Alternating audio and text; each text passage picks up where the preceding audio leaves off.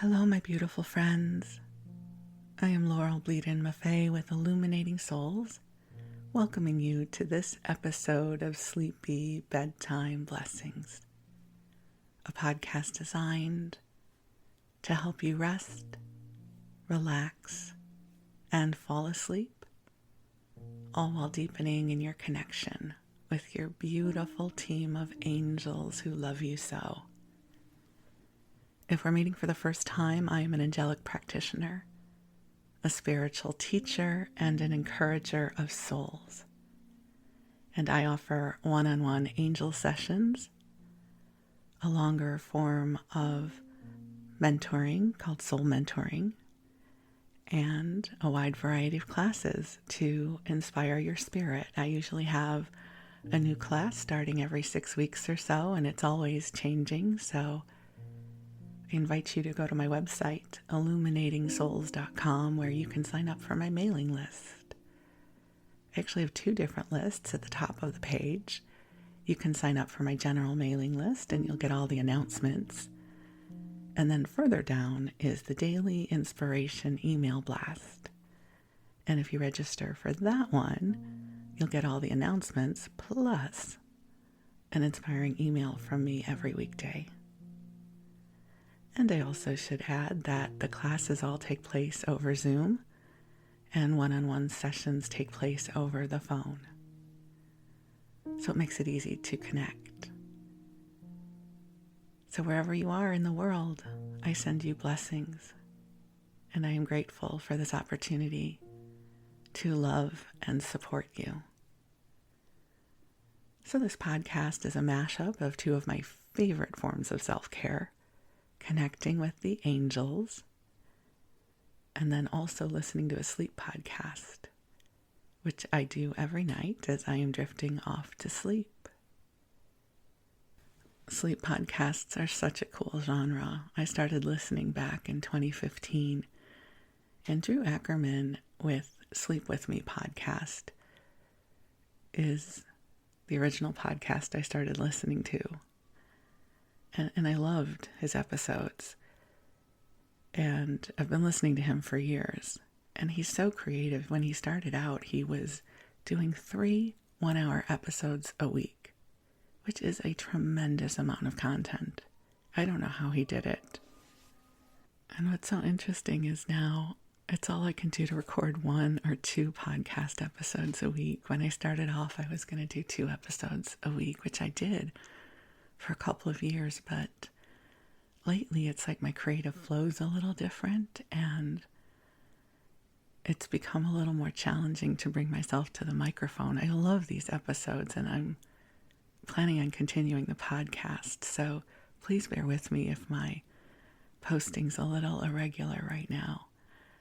My creative energies are in other places and I love recording this for you, and I love listening to it. Just so you know, I listen to this podcast to help me fall asleep too, because there's beautiful angel energy, and there's so many episodes I've recorded that I don't remember them all, so I can easily listen to some of the archived shows, and it feels like I'm listening for the first time.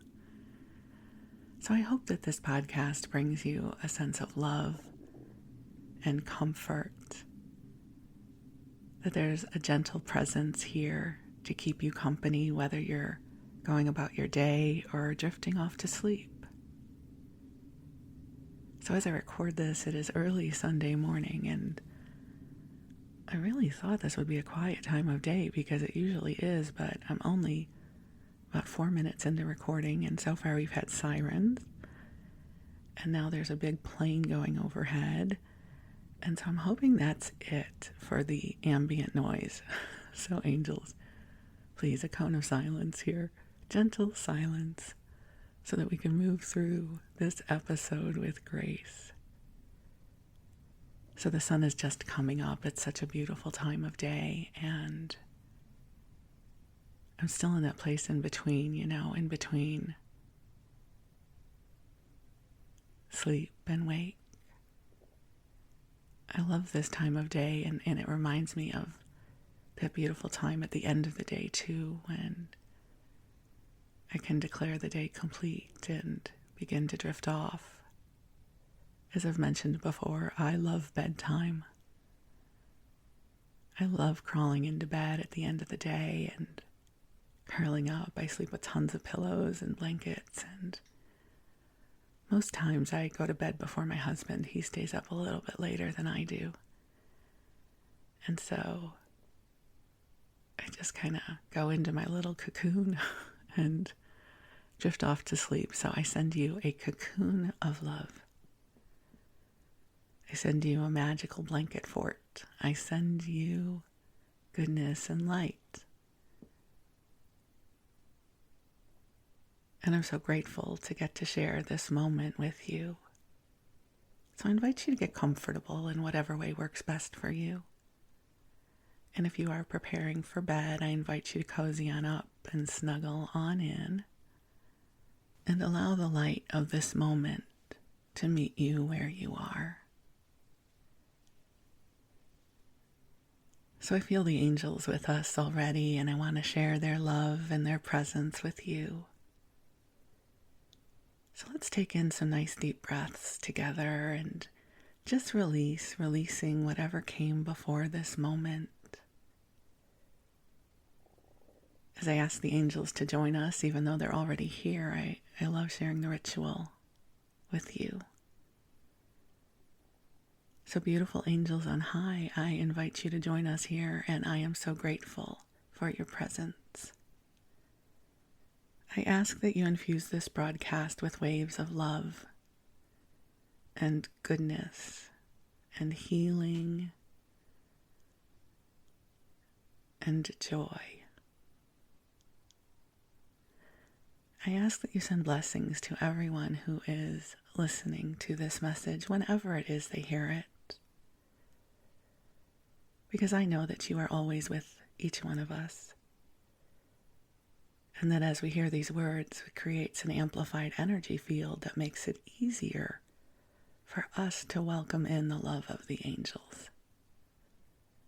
So dear ones, just take some nice deep breaths in, and if you have prayers in your heart that you wish to share with the angels, I invite you to bring them into your heart and consciousness now, as the angels receive your prayers and intentions with love. In a little while, after I finish recording this, I'm going to be meeting with my friend Andrea Scher, and we're preparing for a class that we are co-facilitating Tuesday morning called Radiant Mornings, and our theme for the coming week is miracles. And so I've been contemplating miracles over the past day or so, and what a lovely invitation to contemplate. You know, I grew up watching the 10 Commandments every year. You know, the Charlton Heston, Cecil B. DeMille, Ann Baxter, Yul Brynner movie. And so I thought miracles were the burning bush, right? I thought miracles were the genie in the bottle. I also grew up with I Dream of Jeannie. So I always thought miracles were grand and beyond human capability. But now that I have lived a lot of life and been on this spiritual journey for quite a long time, I realize that life is filled with miracles all the time. That miracles don't have to be some incomprehensible. They don't have to be these massively magical moments. I've shared with you before that every year my husband grows vegetables in our backyard, and he loves growing them, and I love consuming them, so it's a good fit. And so we have a bounty of tomatoes that are ripe right now in our backyard. That's one of the things we're going to do today, is pick our tomatoes. And the magical thing is, next week there will be just as many tomatoes ready to be picked. And to me, that's a miracle. I know it's science. I know it's biology. I know we understand how that works. But next time you're with a tomato, when you're eating it or looking at it, look at one tomato seed, a single tomato seed. Look how tiny it is. And that is all you need, if it is properly nurtured, to grow a huge tomato plant that will be overflowing with tomatoes. How is that not a miracle? This year we had volunteer tomato plants all around our backyard. They're blooming where they are planted. And I think that's a miracle, because if I can connect with the wondrousness of a tomato seed, it reminds me that that divine intelligence also created you and created me. So the wonder of the tomato seed exists in us as well. I think that's a miracle. So as I contemplate miracles, I think it's a miracle we live in this time and space where I can be sitting here in my home with indoor plumbing. I just took a hot shower and I've plugged in this microphone into this computer and it's capturing my voice. And then I will upload this recording to this thing called the internet, where you will be able to listen even years later. How is that not a miracle? Would have been a miracle 200 years ago, right? Time traveling back 200 years and showing somebody your iPhone be a miracle.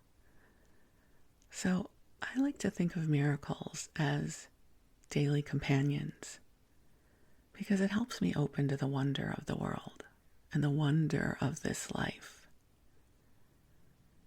That we are even here right now is a miracle. You are a miracle.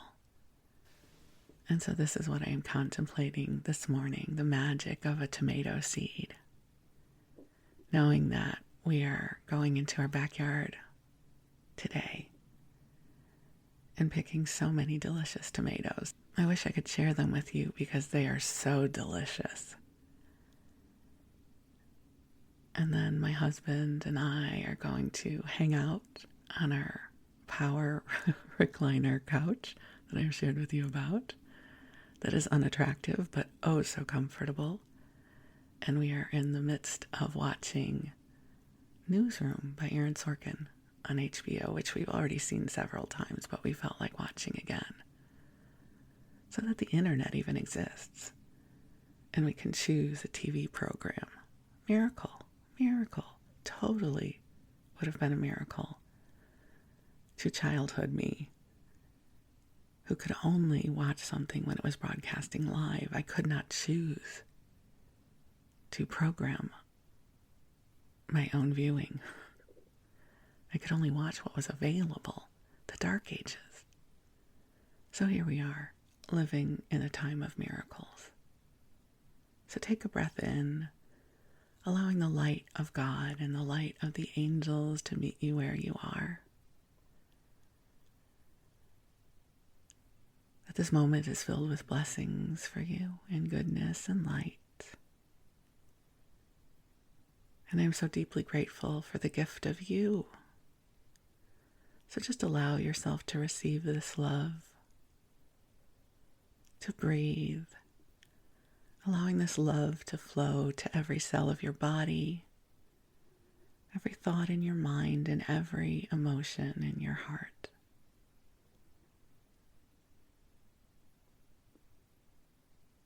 And breathe.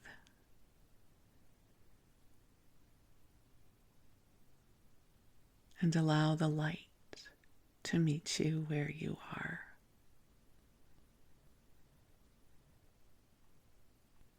And so, my beautiful friend, let's move on into story time. So for this story time, I am returning to the pages of Country Life in America. This is an issue from November 1901. And the reason I'm recording this is because these are some of my favorite episodes to go to sleep to.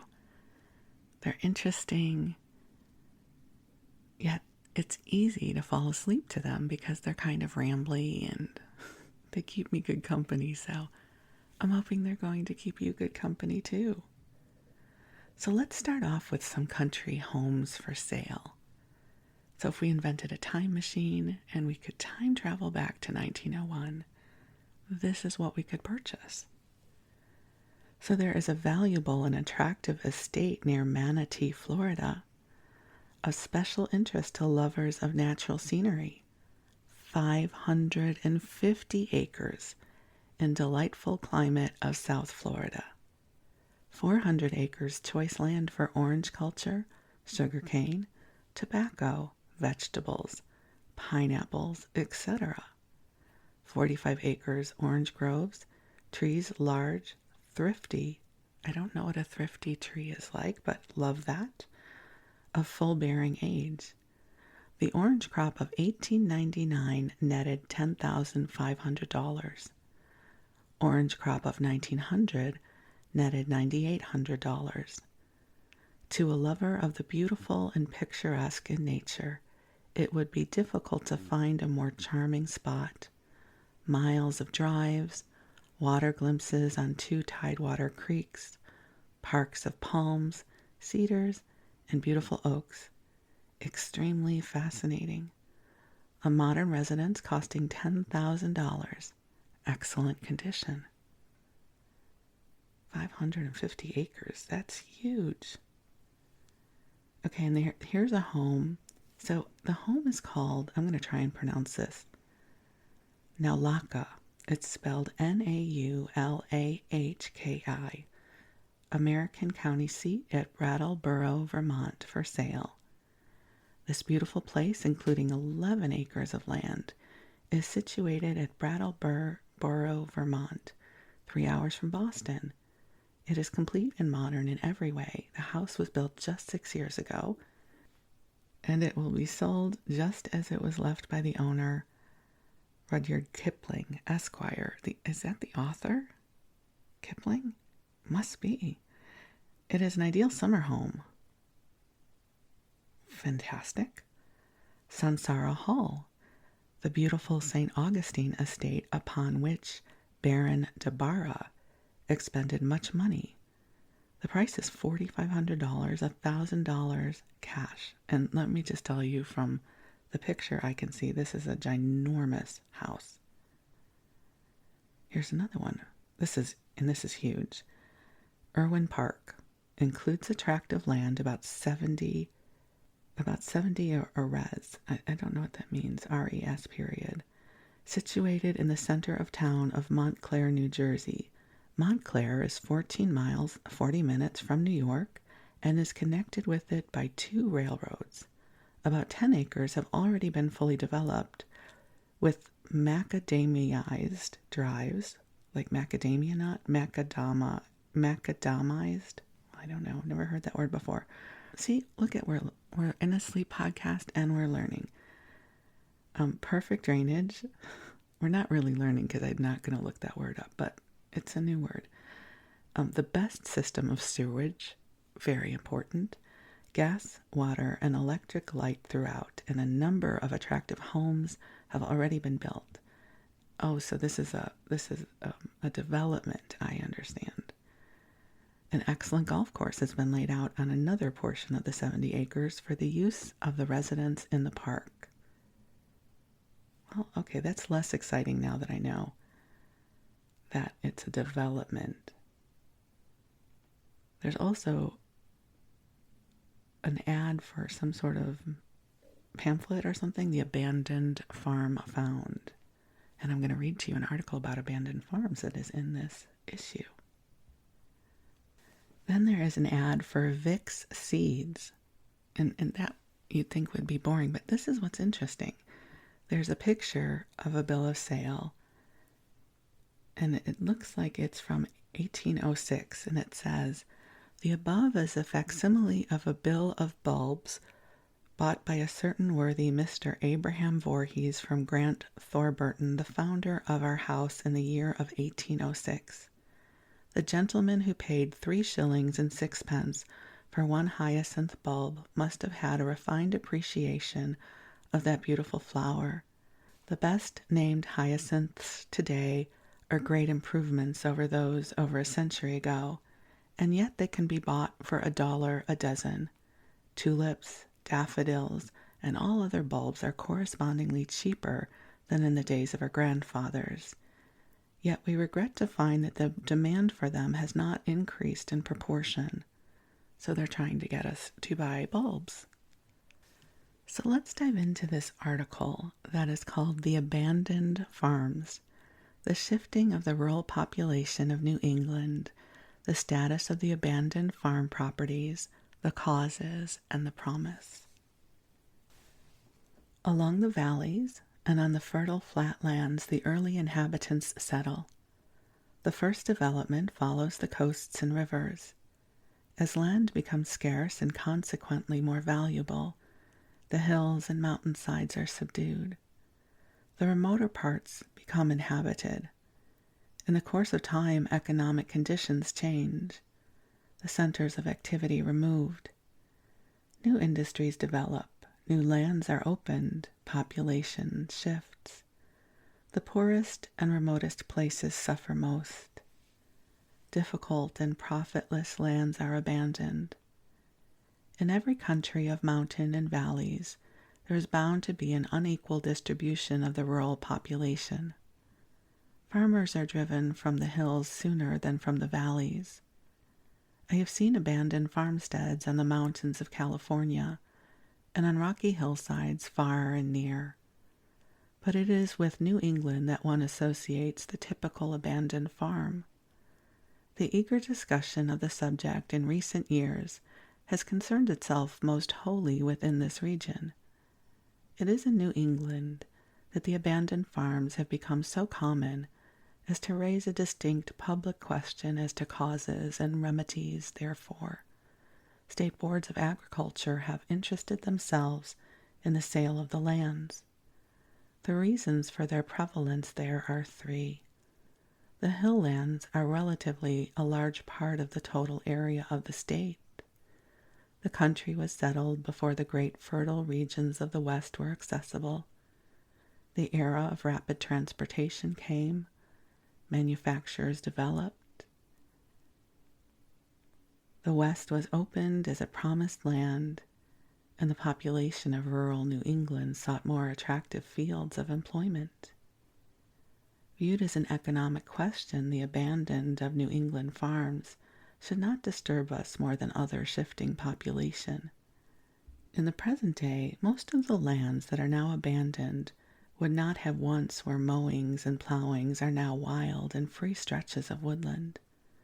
Dilapidated stone walls ramble throughout the woods and are heaved by the roots of great trees. Here and there is the ruin of a foundation, with trees growing inside and the tiger lily still persisting at the border. Now and then only a clump of tansy marks a spot where people lived. Roads that once were clean from wall to wall are now narrowed to mere wagon trails, where strawberries ripen in June and goldenrods bloom in September. There are abandoned roads, silent avenues of a rural life that has sunken into the past. There are schoolhouses on these that would have been settled. They would remain in timber, and now, by the power of economic forces, they are returning into the forest. The first flush of the settlement of the West has passed. Manufacturing industries have attained stable conditions. People are looking again to the country. The better farms again are being farmed. On the hills of the western Massachusetts, I found a cowpuncher from Oklahoma settling on an abandoned farm to make his living by farming. Farmers are buying up adjacent lands and extending their businesses near the railroads. City people are buying and building cottages and retreats on the sites of old farms. old highways where wild growth is stealing into playgrounds. Our regret for the abandonment of these farms is largely sentimental. We are thinking of the human lives that have been lived in the stark old houses where the winds blow through the creaky roofs and into the openings that were once windows and doors. We are impressed by the ancient orchards with bleached limbs and rotting trunks. Generations ago, perhaps the good man and his wife hewed the farm from the wilderness, erected the laborious buildings, and planted the cider apple trees between the rocks. A little brood was reared. One by one, the children went out over the hills and made homes for themselves. But one of them remained on the old farm, cherishing the old rocks and living content under the old roof tree. The old place became more hallowed with the years. Even the decay of the old house passed unnoticed. What was neglect and dilapidation to the visitor from the city was the object of veneration and sweet memories to the owner. But finally no youngster clung to the homestead. One went to the city store, another on the railroad, another took to sea, and another went west. Age overtook the old folks. The bushes encroached on the back lot, the stone walls went to ruin. The kitchen roof tilted and fell in, and the old folks passed away. The house was closed. The stripling forest has now overrun the orchard and the garden. Swallows are nesting in the broken chimneys. 10 years ago, the abandoned farms were a subject of much solicitude. But now people are beginning to understand that the subject is really not an agricultural question, but an economic one. Not only farms, but mills and shops have been abandoned.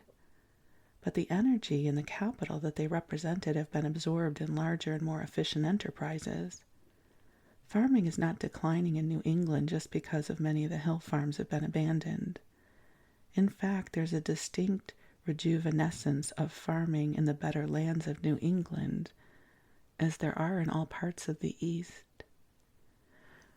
And just as an aside, you know what is so interesting about this is I would imagine now, 120 years later, that these properties have been developed, that somebody has a beautiful home there. You know, the urban sprawl is so great. But back then, land was relatively easy to get, whereas now it is a much tighter commodity. There is abundant opportunity for the man of enterprise and intelligence, but here as elsewhere there is little promise for the man who lacks these qualities. The man on the rich lands of the prairies or on the Pacific coast who has a feeling of commiseration for the farmer of New England is nursing only a pleasant egoism. The New Englander will take care of himself. One never sees better farms than he finds in many parts of New England. On these better farms the land is well tilled. The fields are as soft and mature as those of England. They are clean and frugal. There is no trace of the weedy carelessness of the West. The buildings are tight, and the thick sward grows to their foundations. The home is compact and smug. A smug home.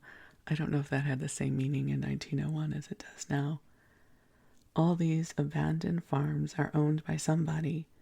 Technically, an abandoned farm is one that no longer is used for accustomed farm purposes, but some of them are abandoned only as to buildings. The land itself has become part of a neighboring stock farm. Vacant buildings are often mistaken for abandoned farms. Deserted homesteads with sagging buildings and close pressed by forest growth may mean only that the former occupants have passed away or they have moved away for other employment.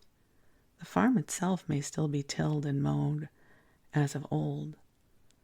Some of the abandoned or unremunerative properties are owned or rented by parties who use them for the temporary pasturing of stock that is brought in other parts and driven into these regions for the summer. Some are owned by persons who deal in timber. Others belong to parties who have inherited them from mortgages and who would be glad to be rid of them. I asked how much this abandoned hill land is worth. With much deliberation, the man replied, "If you don't want it pretty bad, you'd better be a little careful how much you offer for it." From $2 to $5 an acre is a frequent price for the remoter lands in some parts of New England. Great areas of these lands would better remain in forest. Many of these abandoned farms, however, are still capable of yielding a good living with no great expense of clearing, fertilizing, and rebuilding. Most of the old houses were strongly built and are easily repaired. Okay, can we just go back to $2 to $5 an acre? Like to time travel back. We could have a whole farm. We could have a whole compound in New England. But of course, we wouldn't have that kind of money back then. And back then we wouldn't want to live in New England because if we're living in rural New England, we don't have access to a whole lot. My husband has this fantasy that at some point we will live on acres of land. He doesn't want to be able to see his neighbors, which I can appreciate. But I have a rule that I must live within 20 miles of a Trader Joe's. So I don't know where rural living and Trader Joe's intersect, and also without a freezing cold winter or lots of humidity. So I don't know that our perfect, beautiful place exists, but who knows? So this is all about the farms of New England. Fascinating, isn't it? How much life has changed. Okay, this article keeps going. I will not read the whole thing to you. Okay, so now we're going to skip on over to the April 1902 issue and look at some of the massive homes for sale. So we're going to include the abandoned farms as well as the beautifully established homes. Now this is very Tonyed. This is for very wealthy people. In all likelihood, these neighborhoods are exclusive, which would mean I would likely not be welcome there. But we're going to pretend we can time travel. And these will be inclusive communities, and we'll be able to take our 2024 money back to 1902 and create a beautiful compound for all of those that we love and we would like to spend time with. So let's start off with this incredible mansion in Seneca Falls, New York. In the Lake region of central New York, in a thriving village containing many beautiful residences, a handsome modern house suitable for a large family. I would say not only a large family, it goes on to say a boarding school, so perhaps that will give you an idea of how big it is. So suitable for a large family or a boarding school or a private sanitarium. That's how big it is. The house is brick, 3 bedrooms, electric lights, gas, steam heat, electric bells. I wonder if those bells are for the servants, for the help. Yes, like in Downton Abbey when Lady Mary can ring her bell for support. So, or maybe it's a doorbell, but I think more it's for the help. House is finished in mahogany, cherry oak, black walnut, butternut, and 2 rooms in California redwood. It is beautifully situated on a terrace, front lawn 60 feet deep, terrace is 6 feet high, second lawn is 270 feet, width of place is 115 feet. Magnificent trees, house is cool, screens for all windows and doors, drawing room, reception room, library, dining room, breakfast room, because you must have a breakfast room in these homes, kitchen, laundry, storerooms, and 14 bedrooms. Wow, it's a lot of bedrooms. Halls are large. 1 suite of rooms, parlor, bedroom and bath, and 2 bedrooms with dressing rooms, 4 elegant and expensive wood mantels, tile all well selected. No expense was spared in building this house. A great bargain. Price is $12,500. So that's why if we could take our 2024 money and go back there, we could build a lovely retreat house. Yes? How cool would that be? Seneca Falls, New York. Okay, here's another one. On Cuyahoga Lake, New York, a handsome summer residence and 38 acres at Aurora on Cuyahoga, I think I'm saying that right, Lake. It's 22 miles from Ithaca and 20 miles from Auburn. Easily accessible by lake or railway. The improvements consist of a large stone mansion in good order, with large rooms and high ceilings, gardener's house, barn, gas house, ice house, water reservoir, etc., etc. So not just one etc., two of them.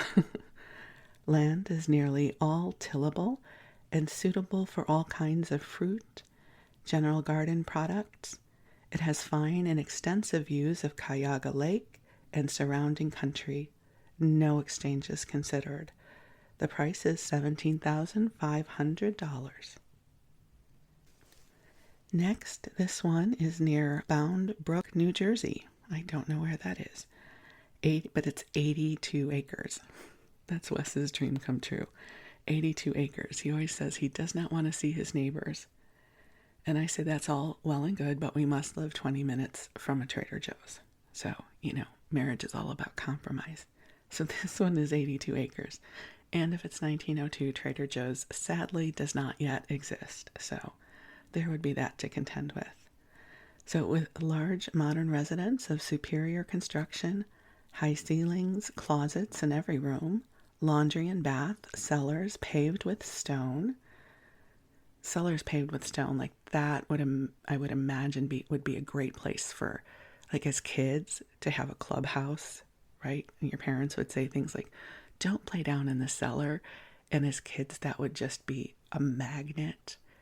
Like imagine how much fun you could have playing in a cellar. Okay, but that was just my childhood. We loved clubhouses and going in places we weren't supposed to go. So the cellars are paved with stone, large cisterns and fine well water. Wes will also tell you it is always important to have good well water in case, the public utilities go out. Fruit and shade trees in abundance on lawn, which consists of about 12 acres.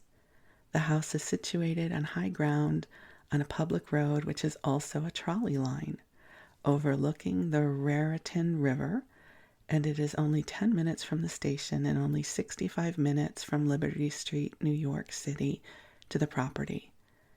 There's also a tenant house together with large barns and outbuildings.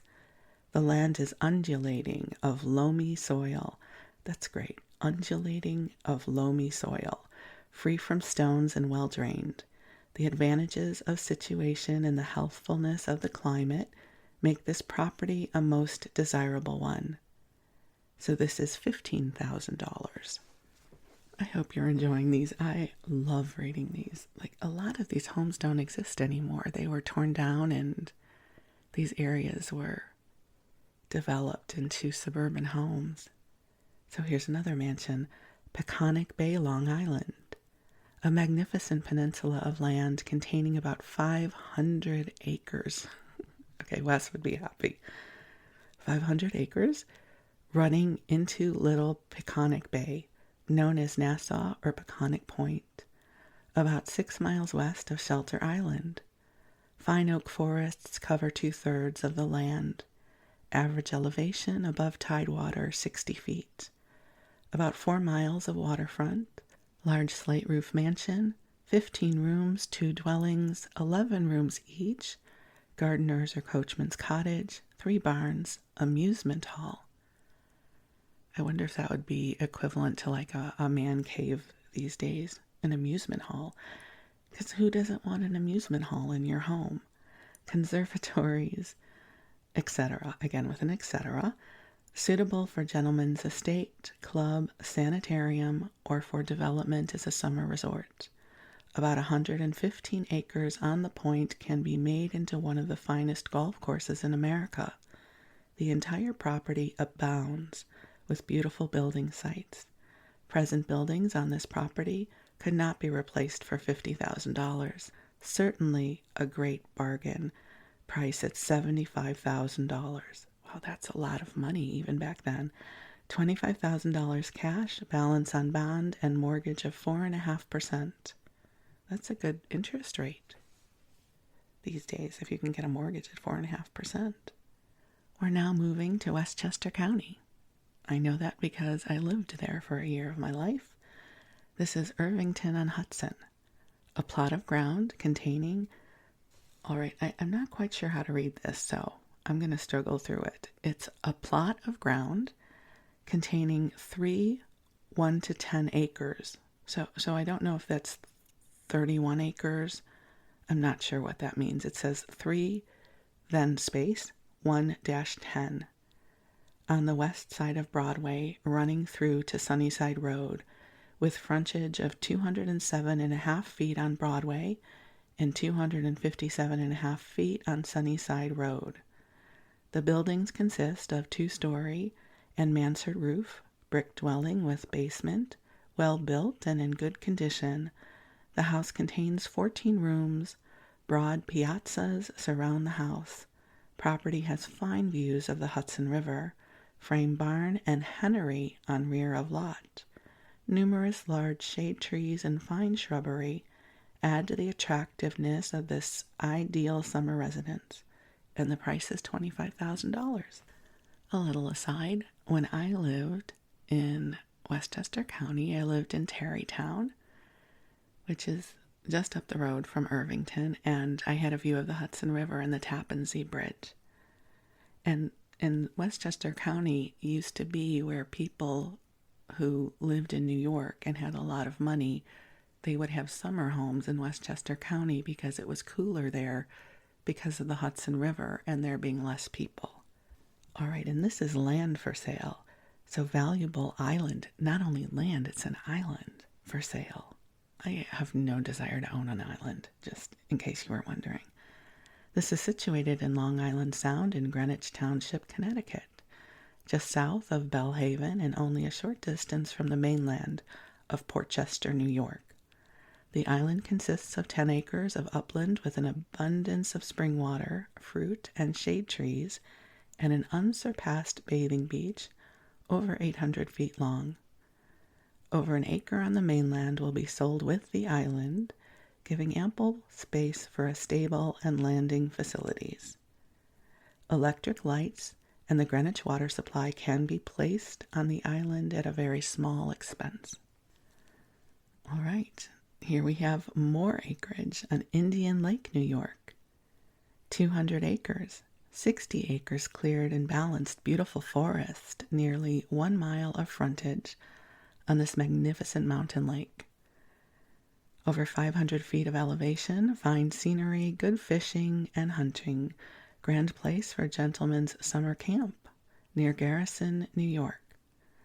And this is the kind of place where summer camps would later be built, I'm quite certain. There's also a place in Poughkeepsie, New York, 48 acres, 1 mile from Poughkeepsie.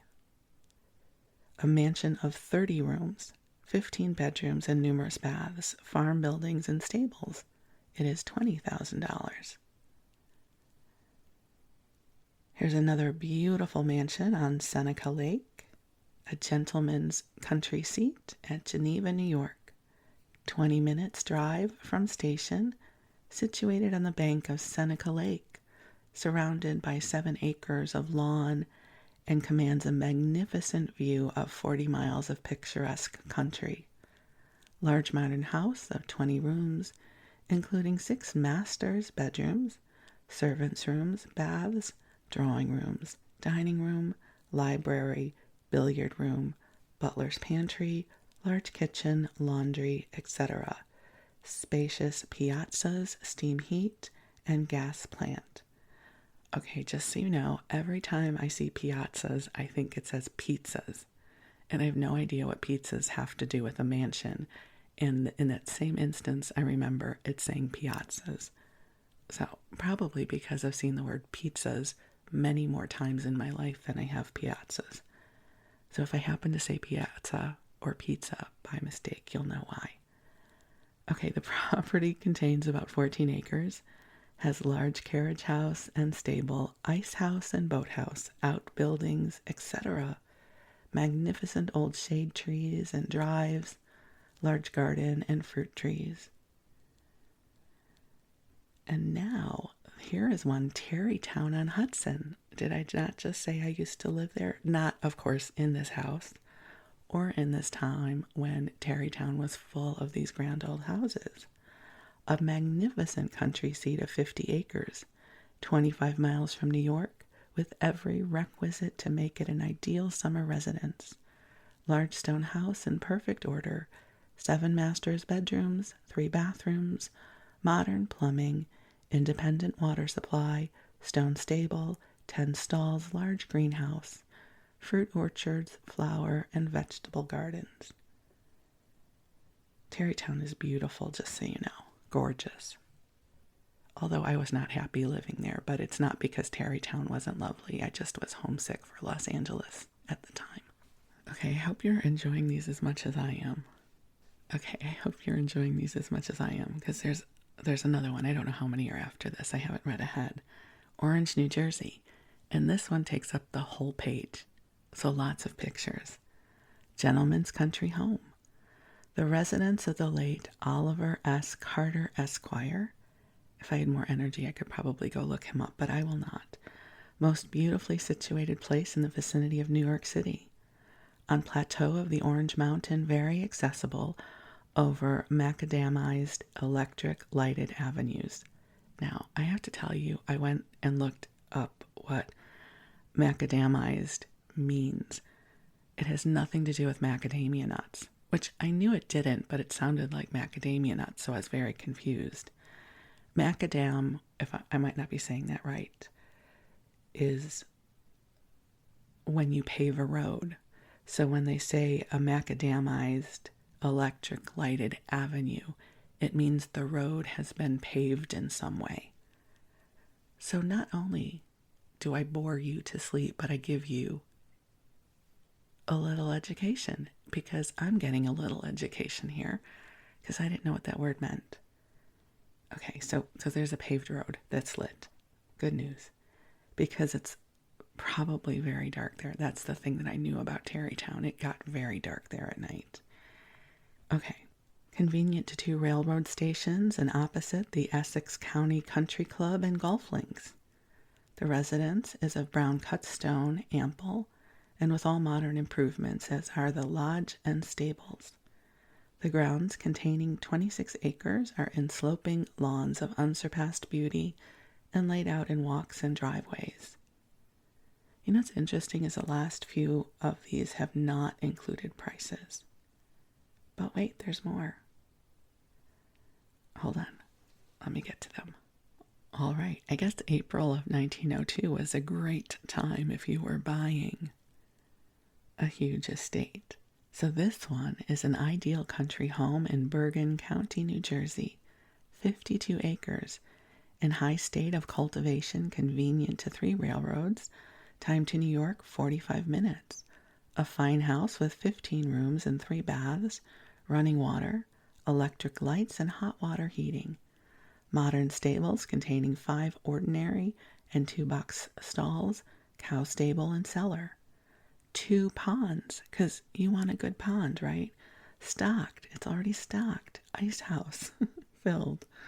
Coachman and gardener's cottage and tenant house, now rented, on premises, and altogether one of the most complete and elegant country homes in the vicinity of New York. No price. Another home in New Jersey, Short Hills, New Jersey, a large stone mansion situated in a beautiful park laid out by a landscape gardener. Minutes walk from the station and 45 minutes from New York. So again, another gorgeous mansion. If perhaps your dream is to have a hotel in Hemet, California, which I don't know that I would want to live in Hemet, but not that there's anything wrong with it, but it's not like it's a hotel in San Diego where I would want to live. It's an ideal resort, elegant rooms, electric lights, cuisine unexcelled. Oh, because it's a hotel. They already have a restaurant, I suppose. Cuisine unexcelled. Climate unsurpassed. Elevation is 1,000 feet. Golf links. Croquet grounds, because everybody wants to play croquet back then, and other amusements. Fine scenery and beautiful drives within easy reach of Strawberry Valley and other famous resorts. Accommodations the year round at moderate prices.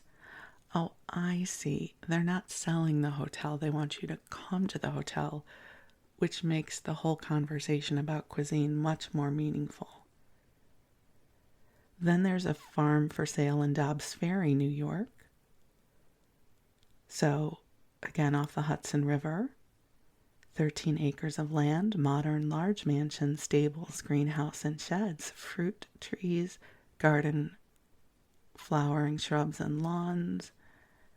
So there's another option for you. What's this? Let's see. A young man seeks, this is not real estate clearly, a young man seeks to sojourn mid-rural surroundings.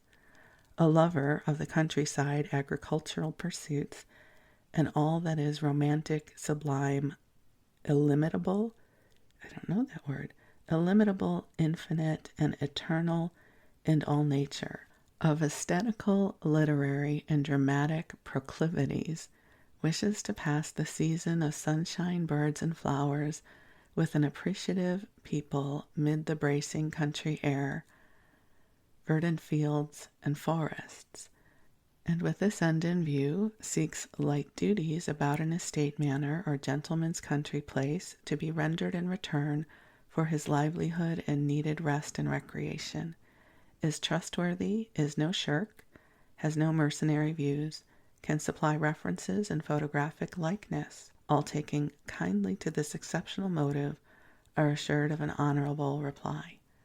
Address nature lover, care of country life in America. So you wonder if this young man did find a place to go for the summer in return for his work.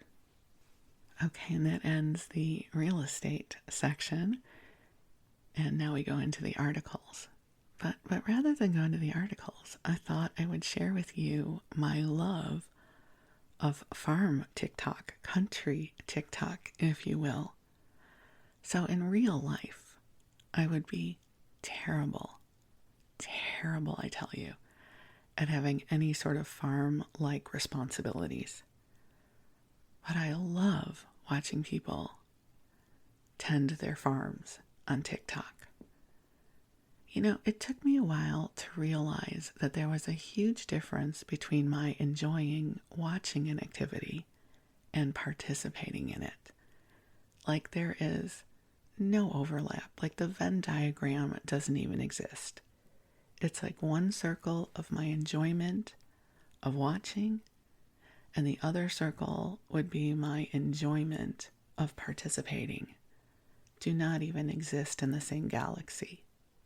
So one of my favorite TikToks that I am presently watching, her account, her name is Skye, S-K-Y-E. And she, I don't know if it's her partner or husband, you know, they definitely are together, but I just don't know if they're married or not that it matters. They raise chickens and they're vegetarian, so don't worry, they're not raising them to consume. But they do have them lay eggs. So they might, I don't know if they consume the eggs or they sell the eggs. I'm not sure of the destiny of the eggs. But they love their chickens, and all their chickens have names and personalities. And the chicken who's getting the most screen time right now is named Ethel. And Ethel went broody about 7 weeks ago. Now, again, as a suburban girl, I did not know these things, but chickens apparently go broody when they want to raise their eggs. So Ethel was going around the coop stealing everybody's eggs. And so Skye would go out and try to reach underneath Ethel, who was very hostile to this maneuver, to see how many eggs Ethel had stolen. And it might be more than a dozen, like everybody's eggs were underneath Ethel. So Skye realized, Ethel really wanted to raise some chicks. So she gave Ethel a few fertilized eggs to sit on. And that didn't go great. I won't give you the details. But it was not necessarily the outcome that was desired. So Sky then took fertilized eggs and put them into an incubator so that they could hatch in the incubator. And then she gave the chicks to Ethel. So there are 4 chicks that Ethel is raising. Let's see if I can remember their names. There's Ham. Ham had a rough start. Ham's foot was a little wonky, but it's fine now. Ham's fine. Then there's Sassy. Sassy's short for Sasquatch because she is so much bigger than the others. I'm going to call them all she's for right now because it's very hard to sex a chicken, so I'm just going to call them hers right now. Then there's Edna, I think, and I think the other one's Marcella. There are also some other incubator chicks. I'm not sure who's raising them, but those are the 4 that are part of Ethel's brood. And it has been fascinating watching this. I look forward to my Ethel updates. And the chickens, of course, chickens grow very quickly, so they're so much bigger now than they were before.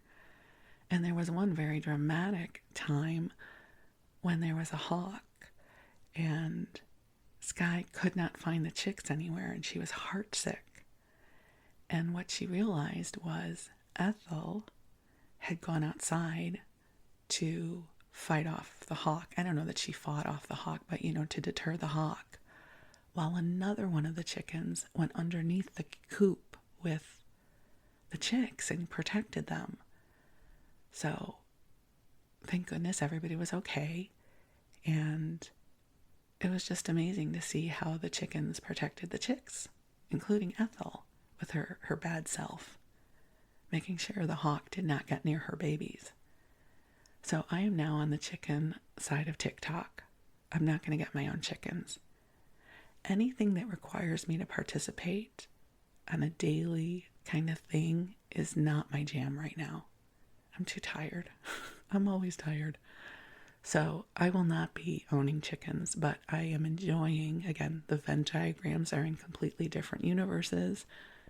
I am enjoying chicken TikTok. There's apparently a breed of chicken. Oh my God, now I can't remember what they're called. Green something. The name Green is in their names. And apparently they are the friendliest chickens. They are like the dogs of chickens. They love to be cuddled and held. Also, Silkies are apparently very cuddly chickens. And different breeds of chickens lay different colored eggs. So, information I never wanted to know about chickens, but now I am completely enchanted. I am also on horse TikTok and mini cow TikTok. They're mini cows. Did you know that? They're still cows. They still have cow personalities. And I'm on oxen TikTok. There is this ox who is the most ginormous animal you've ever seen. His name is Tommy. And this woman and her dad raised Tommy since he was a baby. So he loves them. But Tommy's like 7 feet tall. I don't know if he's really 7 feet tall, but he's like Paul Bunyan's ox tall. And so her dad, he's a shorter guy. I don't know, maybe 5'6" or something. And Tommy and her dad have this love affair going on. So her dad brings apples. And for Tommy, they're like eating Skittles. Like you just don't eat one Skittle. You need to have a whole handful. So one apple to Tommy is like a Skittle. So her dad loves to feed Tommy apples, and Tommy loves eating them. And then her dad scratches Tommy's back with a rake. So, ox TikTok. He's enormous, but apparently very, very gentle. So again, from mini cows to Paul Bunyan-sized ox. And TikTok, my window into the world in ways that I will never physically participate, but thoroughly enjoy witnessing. So, my loves, that is your episode here. From the beauty of miracles to time traveling back to 1902 with our 2024 money, and perhaps finding a compound where we could live and enjoy, and again, since it's my fantasy, to also still have access to Trader Joe's. Because, that's a part of my joy of life. TJ's. I do have another TJ's frequent flyer, so there will be another TJ's episode coming up soon. But in the meanwhile, thank you for letting me keep you company. I wish you the sweetest of dreams. I wish you love. I wish you goodness and light. And I look forward to connecting with you again soon. Thank you.